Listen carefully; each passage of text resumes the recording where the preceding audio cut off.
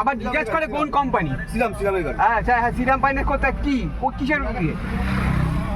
আমার রিক্সা তুই দাঁড়া না বলো শ্রীরামের গাড়ি। আমাদের কোনো কিস্তি ফেল নেই। আও কথা বললে হবে নাকি?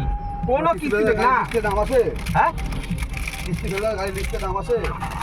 কোনো কিস্তি ফেল নেই, কোনো কিস্তি দেখে তো চোর ডাকাতি মনে হচ্ছে, দেখি মুখটা।